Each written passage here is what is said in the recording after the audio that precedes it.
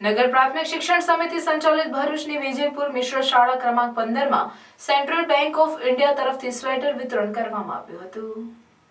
ભરૂચની વિજયપુર મિશ્ર શાળા ક્રમાંક 15માં સેન્ટ્રલ બેંક ઓફ ઇન્ડિયા તરફથી શાળામાં અભ્યાસ કરતા 300 બાળકોને ઠંડીથી રક્ષણ મળે તે માટે સ્વેટર વિતરણ કરવામાં આવ્યું હતું, જેમાં central bank of India Panchbatti બ્રાન્ચના મેનેજર પ્રવીણ ઠાકોર, નગર પ્રાથમિક શિક્ષણ સમિતિના સભ્ય બાલુભાઈ મિસ્ત્રી ઉપરાંત ભરતભાઈ વસાવા, રાજેશભાઈ પટેલ, વોર્ડ નંબર 9ના કોર્પોરેટર દિનેશ મિસ્ત્રી અને સામાજિક કાર્યકર ઉમેશભાઈ મિસ્ત્રી ઉપસ્થિત રહ્યા હતા।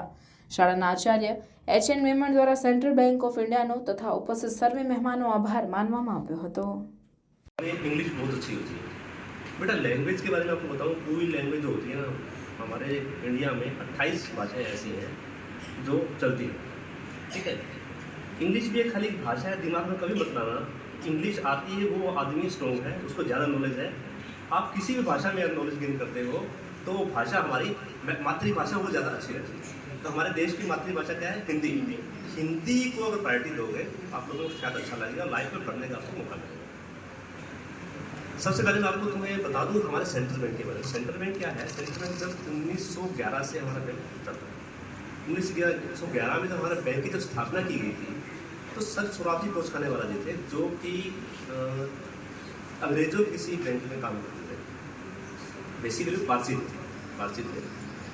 तो जब उस बैंक में काम करते थे, वहाँ काम करते हुए उनको क्या महसूस हुआ कि मुझे, क्योंकि मैं इंडियन हूँ और इंग्लैंड के लोग जो हैं, इंग्लिश लोग जो हैं, हमें टाइम से प्रमोशन नहीं दे रहे, तो उस चीज़ को देखते हुए उन्होंने सेंट्रल बैंक को छोड़ दिया।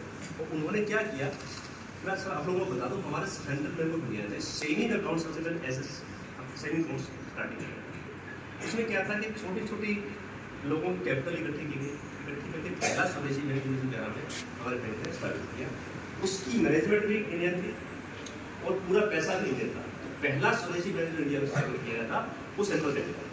1911 से हमारा सेंट्रल बैंक है हमारे इंडिया में काम कर रहा है। इस टाइम हमारे बैंक के लगभग 4,800 ब्रांचेज हैं। 4,800 ब्रांचेज बहुत होती हैं, 4,800 ब्रांचेज हैं और 4,800 ब्रांचेज साथ में 11,000 अप्रोक्सीमेटली हमारे बैंक के मित्र हैं और लगभग अप्रोक्सीमेटली हमारे 12 से 13,000 करीब हमारे एटीएम है हमारे बैंक के अंदर, इंडिया के अंदर। और लगभग मान के चलिए लगभग 12,000 के आसपास हमारे डीसी हैं जो आप लोगों को हर तरह की सेवा प्रदान करते हैं। इतना बड़ा बैंक है। हमारे बैंक में लगभग आप अप्रोक्सीमेटली 40,000 के एम्प्लॉय काम करते हैं जो कि डायरेक्ट एम्प्लॉय। तो 40,000 एम्प्लॉय के साथ में और उनके साथ जो जुड़े हुए हैं जो और काम करते हैं, जैसे लाइक क्या है, जब बैंक से आपको एटीएम इंस्टॉल करने वाला है या फर्नीचर का काम करने वाले, कितने भी लगभग लाखों लोगों को हमारे सेंट्रल बैंक ऑफ इंडिया से रोजगार मिला हुआ है। तो central bank of India, note करो, सेंट्रल बैंक ऑफ इंडिया बहुत बड़ा बैंक है इंडिया के अंदर, उसकी अपनी एक मान्यता है और सेंट्रल बैंक ऑफ इंडिया की बदौलत काफ़ी लोगों को रोजगार मिला। आप सब बच्चे सेंट्रल बैंक से जुड़े, मुझे बहुत खुशी महसूस हुई। तो जैसे प्रवीण सर ने बताया कि सुकन्या समृद्धि योजना, सुकन्या समृद्धि योजना में एक छोटा सा आपको एग्जाम्पल देना चाहूँगा कि मेरी बेटी, मैं आप लोगों को बता रहा हूँ, मेरी बेटी जब बर्थ हुआ था तो उस टाइम मैंने उसके नाम से उस टाइम पीपीएफ अकाउंट खुलाया था, क्योंकि उस टाइम सुकन्या अकाउंट नहीं होता। पीपीएफ अकाउंट में मैंने हार्डली 500 रुपये 1,000 के बच्चे का नाम बेटे का जो रखा। मैंने सोचा था बेटी को आगे अच्छी एजुकेशन दूंगा।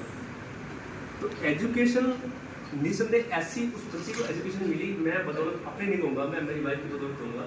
मेरी वाइफ को MSc BEd है, उन्होंने 12 साल बहुत जॉब की। तो क्योंकि मेरी पोस्टिंग हिमाचल में थी, इनकी पोस्टिंग हरियाणा में थी, तो फैमिली लाइफ डिस्टर्ब हो रही थी, तो इन्होंने रिजाइन कर दिया आपकी फैमिली के लिए, बच्चों के लिए। उसको का फ़ायदा हमने उठाया और आज मेरी बेटी MBBS कर दी एम्स में।